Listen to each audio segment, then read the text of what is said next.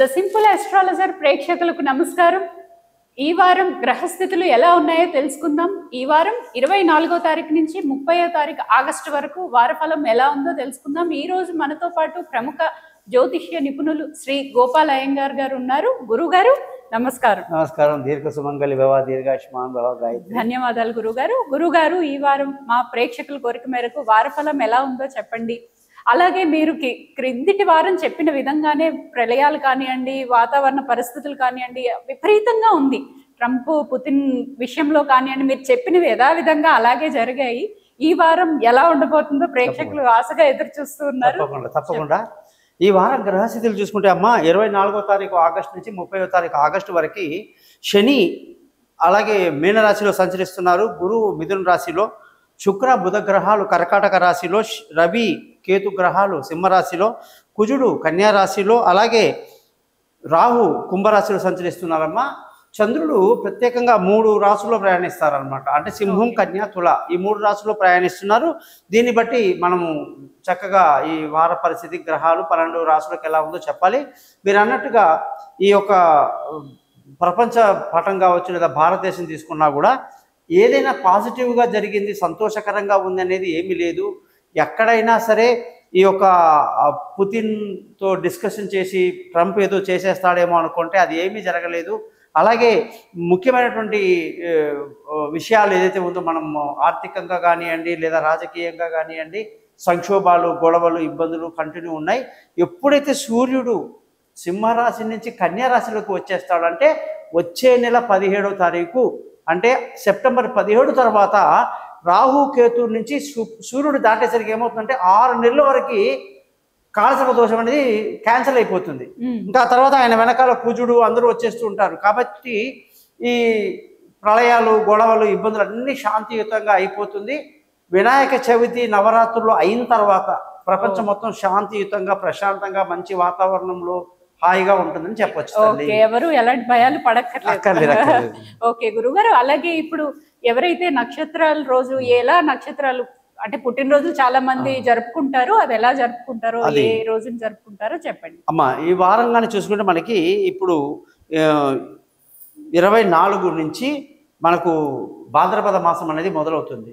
ఈ భాద్రపద మాసంలో పాడ్యమి తిథి మొదటి రోజు నుంచి చూసుకుంటే ఎవరైతే భాద్రపద మాసంలో జన్మించారో వాళ్ళు పుబ్బా నక్షత్రంలో జన్మించిన వాళ్ళు ఉత్తర, హస్త, చిత్త, స్వాతి, విశాఖ, అనురాధ, విశాఖ నక్షత్రం వరకు వాళ్ళు ఈ రోజుల్లో వాళ్ళ పుట్టినరోజులు గుడికి వెళ్ళటం, వాళ్ళ పేరు మీద అర్చన, దేవుడి అర్చన చేసుకోవటం లాంటివి చేస్తే చాలా మంచిది. ఓకే. అలాగే పెద్దలకి తిథులు పెట్టాలని చాలా మంది చూస్తుంటారు కదండి, వాళ్ళకి ఏ రోజులు? వాళ్ళు ఎవరైతే భాద్రపద మాసంలో శుక్లపక్షంలో పెద్దవాళ్ళు గతించారో వాళ్ళల్లో ఎవరైతే పాడ్యమి తిథి, విధియ, తదియ, చవితి, పంచమి, సప్తమి, షష్ఠి, సప్తమి ఈ తిథుల్లో మరణించిన పెద్దలకి ఖచ్చితంగా బియ్యం పోయటం అంటారు లేదా పిండ ప్రదానం చేయటం వల్ల వాళ్ళ ఆశీస్సులు మన కుటుంబం పరి మీద అందరికీ ఉంటుంది. చాలా చక్కగా వివరించారు గురుగారు. ధన్యవాదాలు. నమస్కారం.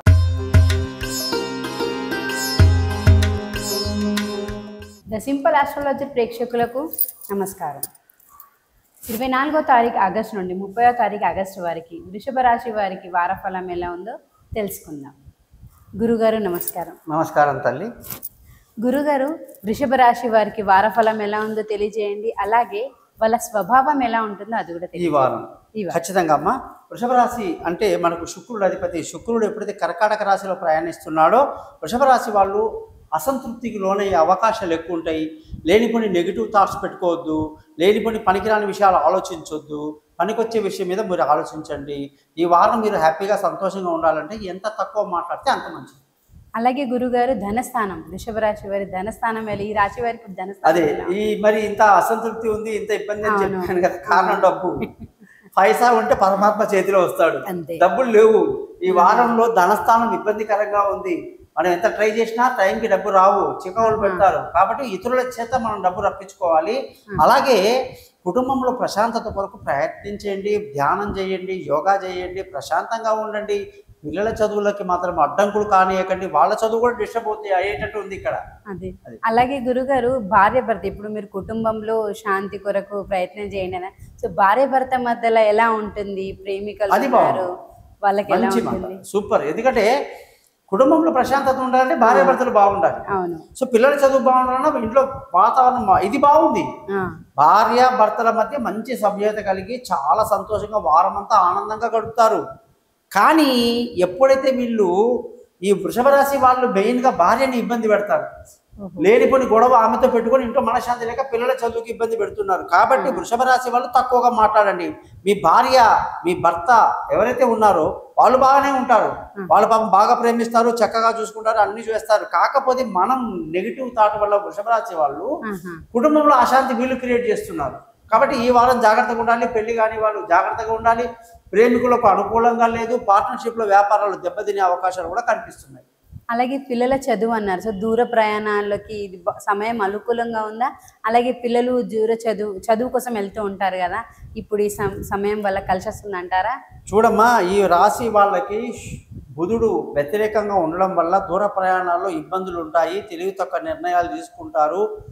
విదేశాలకు వెళ్ళాలన్నా, పై చదువుల కోసం పిల్లల్ని పంపించాలన్నా కొంచెం సమయం టైం తీసుకోవాలి, లేదా జాతకాలు చూపించుకొని చేయాలి. అలాగే బిజినెస్, కొత్త బిజినెస్ పెట్టాలన్నా ఈ రాశి వారికి ఏ బిజినెస్ అయితే కలిసి వస్తుంది? ఇప్పుడు ఉన్న బిజినెస్ బాగుంటుందా? అది ఎలా ఉంటుంది ఈ వారం? చాలా బాగుందమ్మా. వృషభ రాశి వాళ్ళకి గురువు వ్యాపారానికి అధిపతి కాబట్టి గురువు చాలా బాగున్నాడు కాబట్టి బ్రహ్మాండంగా వ్యాపారం చేస్తారు. వ్యాపారంలో మంచి లాభాలు సంపాదిస్తారు. కుటుంబం కొరకు పాటిస్తారు. మంచి కొత్త వ్యాపారంలోకి ముందుకు వెళ్తారు. గురుగా అలాగే జాబ్, ఇప్పుడు ఈ వారం గవర్నమెంట్ జాబ్ కోసం ప్రయత్నించిన వాళ్ళు ఉంటారు, ఉన్న జాబ్లో ఇంక్రిమెంట్ రావాలి అని ట్రై చేసేవారు ఉంటారు.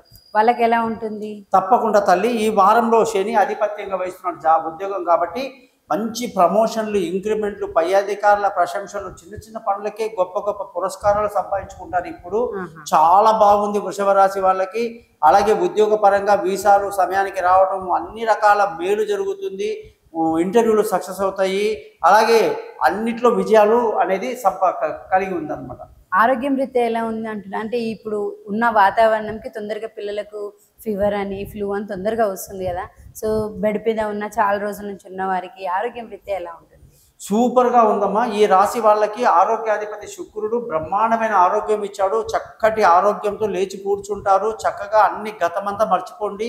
నాకు అది కాదు, ఇది కాదు, మోకాళ్ళ నొప్పులు, నడుము నొప్పులు అన్నీ పోయినాయి, ఏమీ లేదు, సంపూర్ణ ఆరోగ్యం ఉంది. శత్రువులు మిత్రులు అవుతారు. అప్పుల బాధలు కూడా పెద్దగా ఉండదు. ఇప్పుడు తండ్రి నుండి వచ్చే ఆస్తి కానివ్వండి, కోర్టు విభేదాలు అవి ఎలా ఉంటాయి ఈ వారం? ఈ వారంలో వీళ్ళకి చక్కటి పరిష్కారాలు దొరుకుతాయి. కూర్చొని మాట్లాడితే అన్ని కోర్టు విభేదాలు తొలగిపోతాయి. ముఖ్యంగా తండ్రి నుంచి రావాల్సిన ఆస్తి, అత్తగారు మామగారి నుంచి రావాల్సినటువంటి సహాయ సహకారాలు అన్నీ అద్భుతంగా ఉంటాయి. ధర్మ మార్గంలో నడుస్తారు, తీర్థయాత్రలు చేస్తారు. అదృష్టం మాత్రం సూపర్గా ఉంది ఈ రాశి వాళ్ళకి. ప్రయాణం చేసేటప్పుడు కొన్ని చెడు న్యూస్ అలా వినవలసి వస్తుంది కదా, సో అది అపాయాలు, అది ఏమన్నా లేదమ్మా. ఈ వృషభ రాశి వాళ్ళకి అలాంటి ఎటువంటి ప్రాబ్లం లేదు. శని మంచి పొజిషన్లో ఉండడం వల్ల ఎటువంటి అపాయాలు ఉండవు. వీళ్ళకు పరిహారం ఏమన్నా ఉంటే చెప్తారా? అమ్మా సూపర్గా అమ్మా, నువ్వు అడిగిన ప్రశ్నల్ని కానీ చూసుకుంటే బంధువుల, స్నేహితుల సహాయ సహకారాలు ఈ వారం పెద్దగా లభించదు. అదొకటి గుర్తుపెట్టుకోవాలి వీళ్ళు.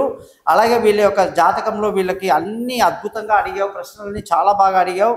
వీళ్ళు ప్రస్తుతానికి శుక్రగ్రహానికి రోజు శుక్రమంత్రం 20 సార్లు లక్ష్మీ అమ్మవారి పూజలు చేసుకోవటం మంచిది.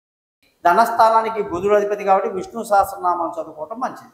చాలా చక్కగా చెప్పారు గురుగారు. విన్నారు కదా ప్రేక్షకులు, మీకు ఎలాంటి సమస్య ఉన్నా గురుగారు చెప్పినట్టుగా సరిగ్గా వినండి. మీకు ఏ డౌట్ ఉన్నా గురుగారిని కన్సల్ట్ కాండి. ధన్యవాదాలు.